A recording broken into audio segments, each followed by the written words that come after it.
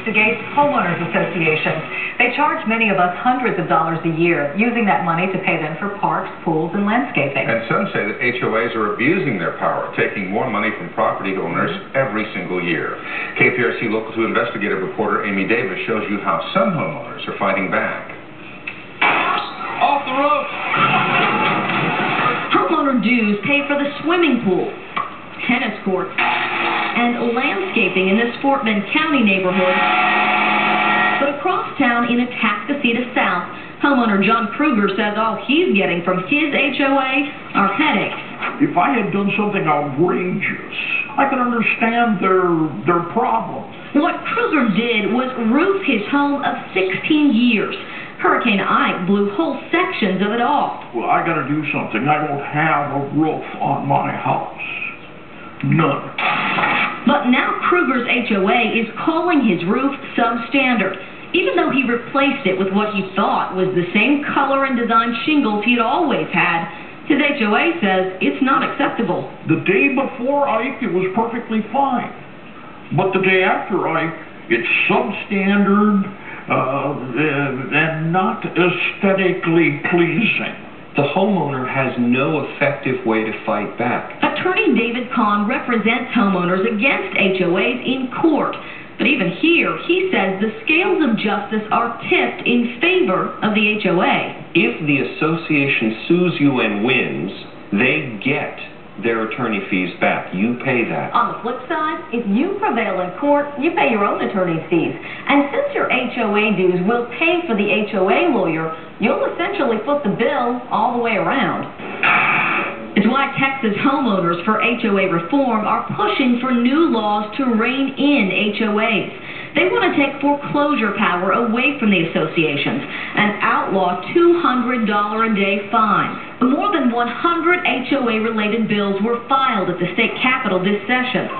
Not a single one passed. You bought in here, you agreed to follow the rules, so let's do it now. Sandy Denton is the general manager of the Sienna Plantation Residential Association. She spent a lot of time working to convince lawmakers to keep the laws that let HOAs assess big fines and even foreclose on homes when dues go unpaid for whatever reason. Is it something that's used excessively? No, it's not.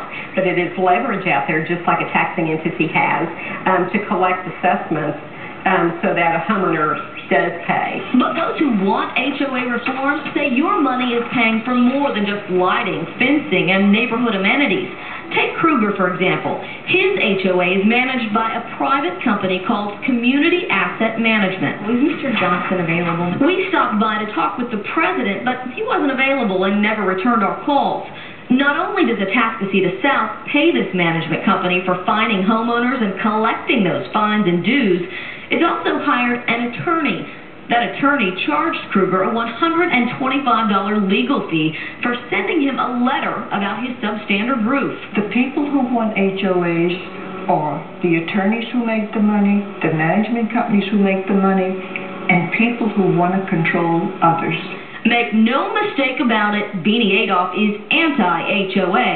She has collected thousands of court records that show HOAs are filing against their homeowners more and more. From 2000 to 2007, the number of HOA foreclosure-related filings in just Harris County has jumped 52%.